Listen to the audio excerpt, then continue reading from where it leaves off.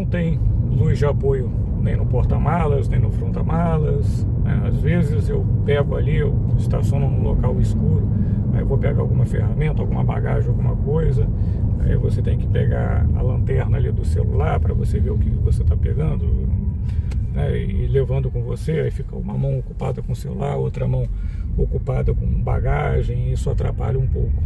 É fácil de resolver, tem algumas lâmpadas aí com bateria já, com sensor de aproximação, você pode colocar ali tanto na frente quanto atrás, mas assim, um investimento tão pequeno que já poderia vir isso no carro. Bom, toda vez que você liga o carro, você tem que fazer a alteração aqui para sua forma de condução, porque ele não salva. Eu sei que tem carros que salvam e tem carros que não salvam, mas é enjoado. Toda hora que você dá partida, você tem que mudar a sua forma de condução e também o brilho do multimídia. Questão de gosto, usos e costumes. Eu preferia que o teto fosse preto, tá? E assim como o restante também. Porque às vezes você volta do trabalho assim, ou o passageiro e tal, ele encosta a mão aqui e suja isso daqui. E tem sujeira que são laváveis, a maioria são, mas a mancha fica. Eu ainda não tive nenhuma mancha aqui, eu tenho muito cuidado com isso. Mas se o teto fosse preto, eu teria uma preocupação bem menor em relação a possíveis manchas. Isso aqui muita gente comenta, ó, barulho da seta, cara. Eu nem sei quantos carros já tive na vida, mas isso é uma coisa que chama atenção nossa, que é o barulho dessa seta. Limpador traseiro, né? Se a Geely observasse bem as reclamações dos proprietários do BYD novo IGS, já teria vindo esses carros aqui com limpador traseiro. Não é que seja um grande problema, né? Estou aqui fazendo um misto, mas assim, tem hora que realmente, eu que fico sempre em viagem, quando eu pego alguma rodovia com chuva e vem aquela sujeira ali, já fica difícil você olhar aqui pelo retrovisor. Quando a gente está viajando à noite, a iluminação aqui do multimídia, ela atrapalha bastante. Quando você está dirigindo à noite numa cidade que tem ali a luz da própria cidade, né, dos postes, dos prédios, o multimídia ele não atrapalha não. Mas na estrada que você tá tudo escuro, só tem o olho do gato, isso daqui emite um brilho que você não tem ideia. Aí os colegas aí falaram, não, coloca um papel de parede todo preto. Até coloquei, mas ele não, mesmo assim, ele não tira todo o brilho. O ideal mesmo é que apagasse. Ah, mas você não tem como diminuir o brilho ali, a intensidade tem, eu coloco em 0. Toda vez que eu ligo o carro, tem que colocar aquilo em 0, né? Mas mesmo assim incomoda. Eu tenho toda hora ficar colocando até 2 franelas para eu ter um conforto visual aqui dentro do carro e viajar em paz. Até mesmo eu uso óculos, né, e fica reflexivo, é chato isso.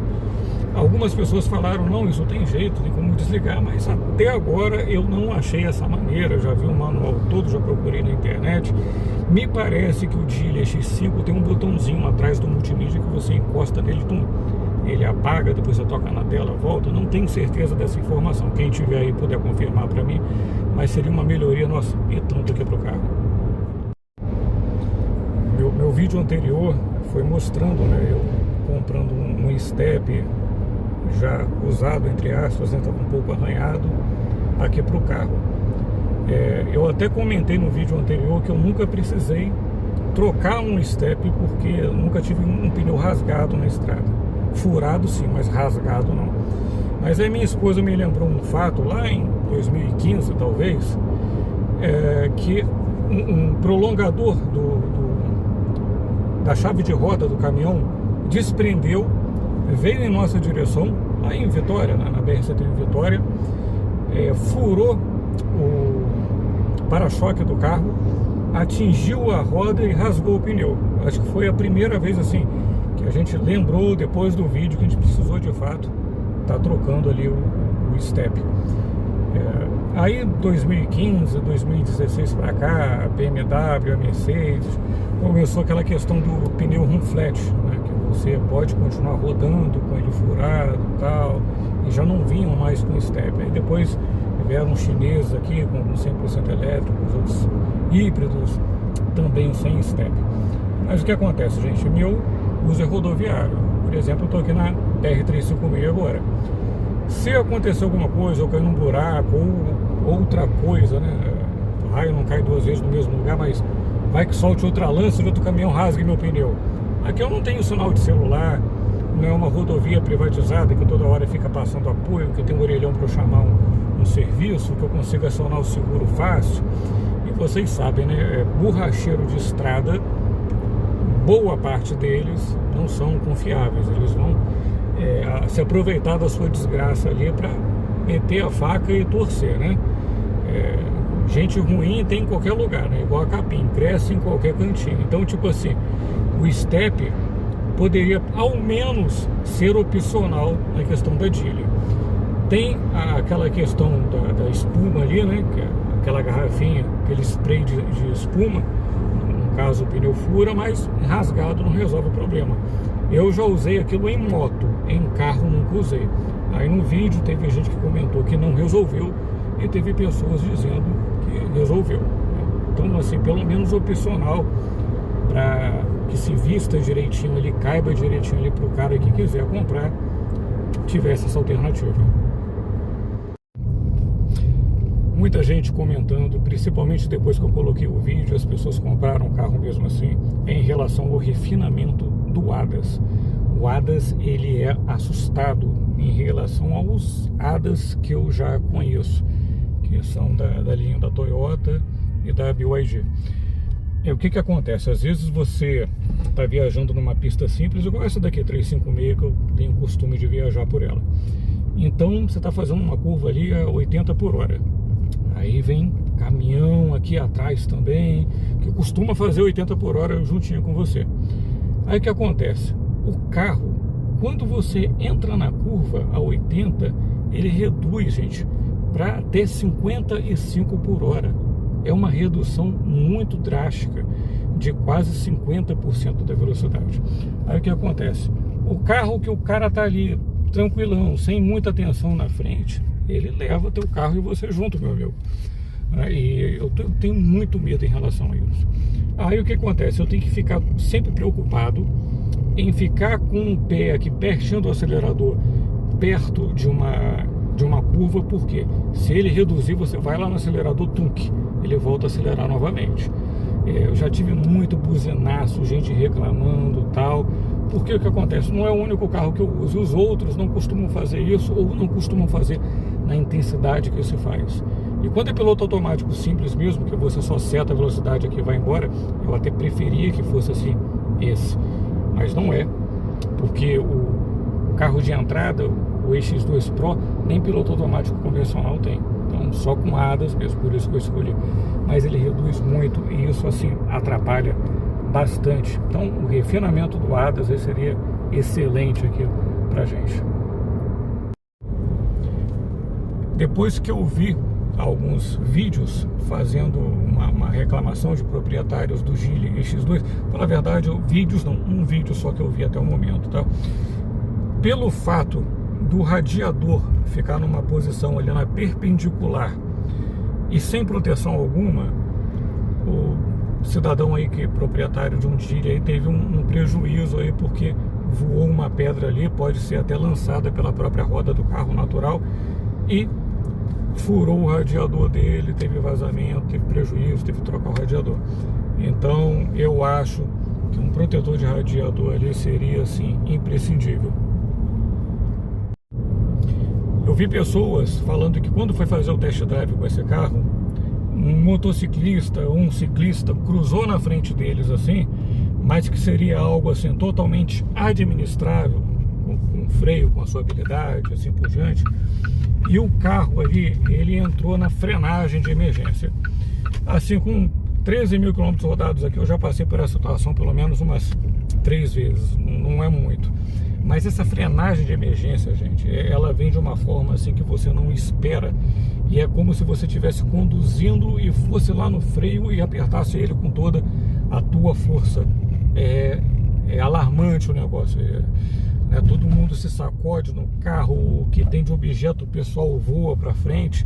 É uma coisa complicada. E às vezes essa questão aconteceu comigo, por exemplo, que eu me lembro bem, eu estava tipo assim uns 30, 35 por hora, passando num cruzamento, veio um motociclista na minha frente, se atravessou na minha frente. Eu nem precisava frear em nada no carro, mas aí o carro ele freou com tudo. E quem tivesse atrás ia colidir comigo tranquilamente. Engraçado que esses dias na Dutra nós vimos um Gilia X2 idêntico ao meu, até na cor tal, lá em São José dos Campos. E eu pensei assim, gente, o cara todo amassado atrás, possivelmente foi isso. O carro teve essa frenagem, veio alguém atrás do levou. Eu tenho como desligar isso no painel, mas se eu desligar isso, fica um monte de luzinha acesa aqui, me avisando que isso está desligado. Isso não salva, depois que desliga o carro, volta tudo, tá?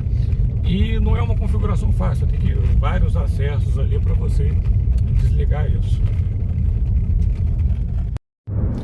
A chave aqui, tem uma besteira falar isso, né? Mas é uma chave grande, pelo menos em comparação aos outros carros que tive. E ela não tem aqui um furo para você colocar um chaveiro. Aí eu pedi da China um chaveiro, né, para encobrir a chave aqui e colocar o chaveiro, mas ele deixa a chave ainda maior do que ela já é.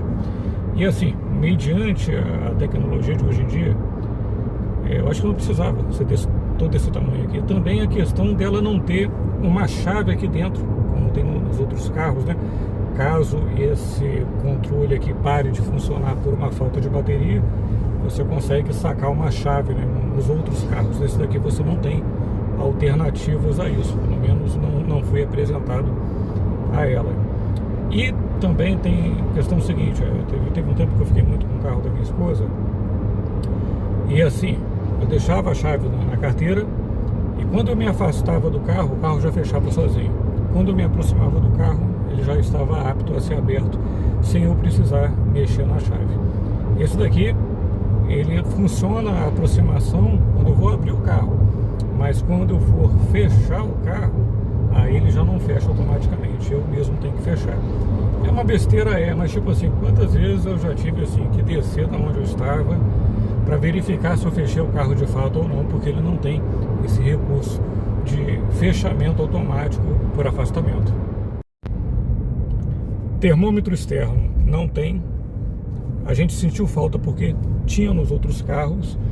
E a gente gosta de ficar olhando assim, como é que está a temperatura aqui nessa cidade, está como. Enquanto a gente vai viajando, passando pelas cidades, né, tá 35, 25, questão meio que boba, pode parecer fútil, mas assim, é uma coisa que a gente gostava de ter aqui. A outra questão é meio complexa dizer, que é o seguinte, questão de autonomia.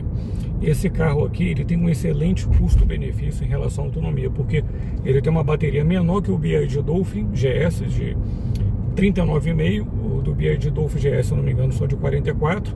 A autonomia do Inmetro, esse aqui, são 289, e do Dolphin GS 291. Então, ou seja, esse daqui, ele fica bem mais em conta, né? A questão assim de abastecimento, quanto de km ele roda. Mas assim, nas minhas viagens, eu consigo rodar com ele com margem de segurança até 320 km. A margem de preocupação até 340. Então eu fico ali me restringindo a 320 km.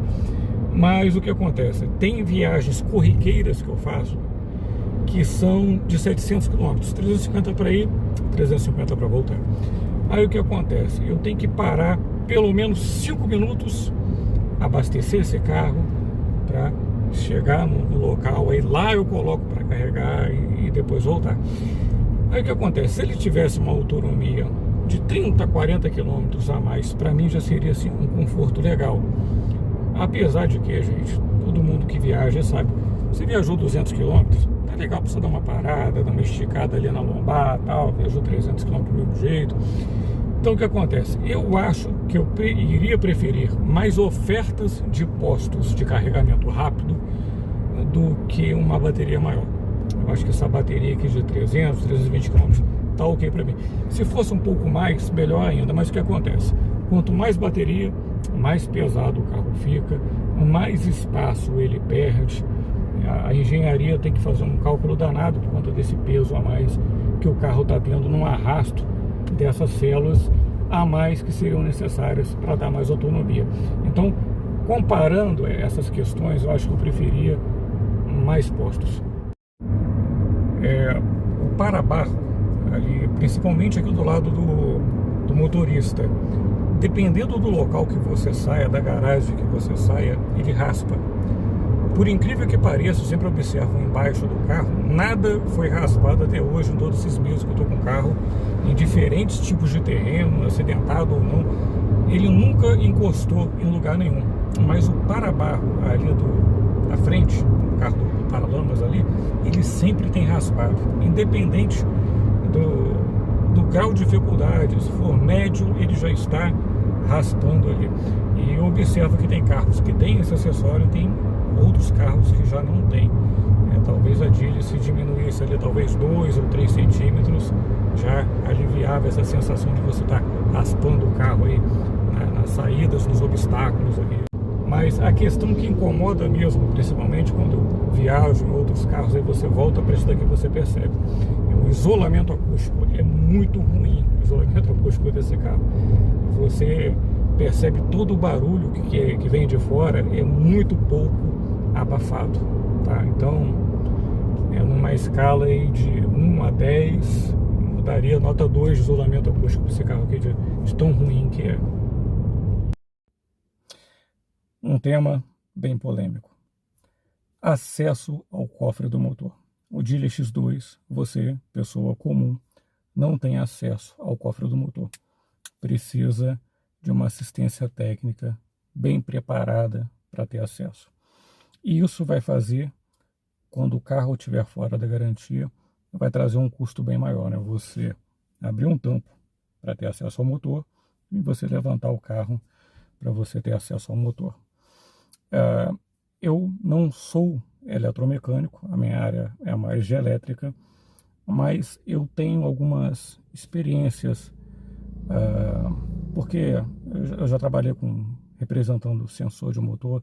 Então, manutenção preditiva, calor, vibração, rotação e assim por diante. Teste com megômetro, eu sei fazer, você está passando tensão para a carcaça, NR10 em dia, luva adequada para você mexer em locais com alta tensão, né? Mas, eu comprei o carro aqui, eu não sei lidar com mecânico, não tem problema, você pode fazer igual o dono de BYD, você não sabe, você não mexe. Mas, por exemplo, uma coisa simples que seria para mim e para talvez alguns colegas que estejam escutando. Da mesma forma, se você tem um carro a combustão convencional, acendeu aqui a luz de temperatura do painel, vou encostar o carro, nossa, a mangueira ali está desconectando, né? Eu preciso colocar a mangueira no lugar e fazer o reaperto dela ali.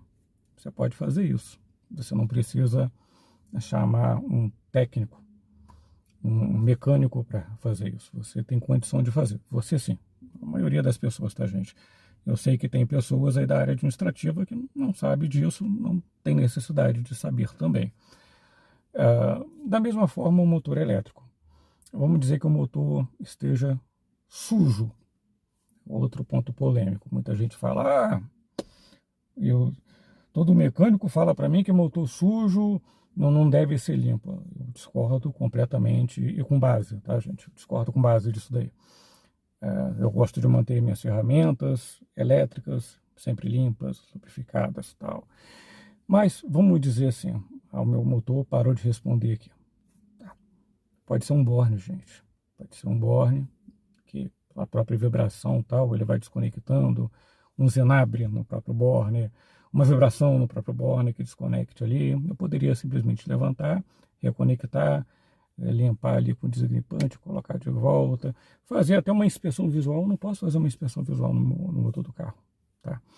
Aí o que acontece? Eu preciso de uma manutenção que depois da garantia possivelmente vai ficar cara. Ah, mas você não vai trocar esse carro de garantia? Vou, mas eu não posso me preocupar com o próximo que vai adquirir o carro. Entendeu, gente? Essa é uma questão. Então, assim, se a Geely pudesse deixar disponível ali, mesmo que não seja tão fácil como você abrir o capô do motor do FGS, não tem problema. Mas um acesso ali mesmo que parafusado, você pudesse tirar a tampa, mesmo você fazer uma inspeção visual nossa, aqui esse borne aqui, olha, escureceu, tá tendo fuga aqui e tal. Assim, entendeu? Nada demais. Espero que vocês tenham gostado desse conteúdo. Deixe um like e obrigado por permanecer até aqui. E outra questão. Tudo isso que eu falei, assim, eu me arrependi de ter comprado o carro? De forma nenhuma. Eu acho que eu já tive mais de 30 carros. Até o momento, nenhum superou o custo-benefício desse carro aqui. Eu tive carros mais confortáveis, mais completos, mais potentes, né? 4x4, 4x2, a diesel, flex, a GNV. Nada até o momento superou aqui o Geely X2 para o meu uso. Tá? Para o meu uso. Estou muito satisfeito com o carro. E se não mudasse nada disso e chegasse aqui a 100, 200 mil quilômetros rodados, está na hora de trocar já, trocaria e pegaria outro igual sem problema nenhum. Mas, se tivesse essas alterações, ficaria muito mais satisfeito.